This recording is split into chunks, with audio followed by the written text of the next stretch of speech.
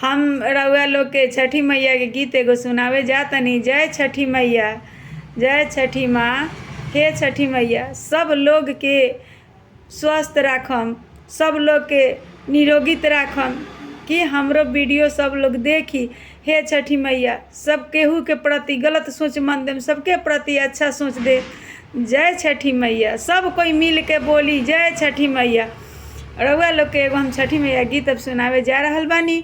आय अपन प्यार रउआ लोग बरसाम कि एगो जरूर हमार वीडियो के लाइक कर देम, तो लाइक भी कर देम तो हमरा ई लागी कि हमार वीडियो रउआ लोग के पसंद आ गल बा। ना करम तो लागी कि नहीं ख्याल। अगर ऐसे भी खुशी हमरा मिली कि अगर हमार गीत अच्छा लगी छठी मैया के, तो एगो रउआ लोग कमेंट कर देम। यही मेरा औरी बहिन खुश रही। मिथिलेश सिंह के पगिया से डोले ओवरो पाता से डोले है। ए लाला ना मिथिलेश सिंह ले आई हैं पाटना से खावा तो धनी हमरो बरत करी हैं। ए लाला ना सामी हमरो ले आई हैं छापर से नरियर तो धनी हमरो बरत करी हैं। भैया जे सुनी हन अपन भैया कलश पे दो उड़ावालाई है।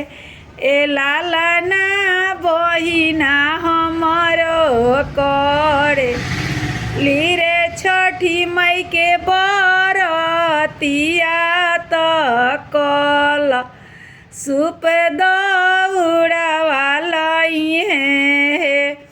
आशीष बाबू के पगिया का से डोले ओवरो पाता से डोले है।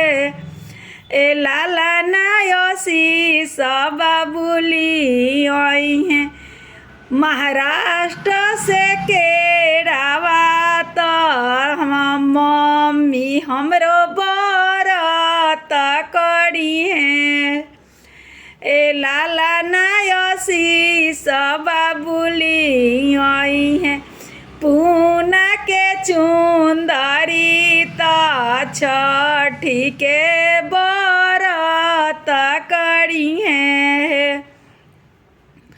भैया जे सुनी हन अपन भैया नरियर फलवालाई है।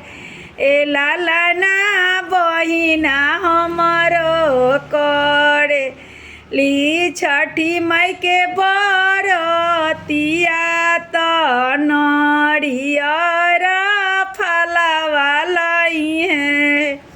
सब लोग के आस रहला छठी मैया के जब व्रत होखला तो नैहर और ससुराल के दोनों जगह के सामान फेंट के होखला, तो ऊ छठ बड़ी उत्तम हो गई कि नैहर और ससुराल दोनों जगह के फेंट के भल। तो अगर नैहर से ज़्यादा कुछ ना तो 10 से 5 150 चाहे फल फूल कुछो फेंट के अगर हो गए तो बहुत बढ़िया होखेला कि छठी मैया के तो व्रत माने सब लोग हिंगती कैले रहेला। जे जितना में बा उतना में सब लोग ई भोजपुरिया बहिन के अपन प्यार बरसाएं।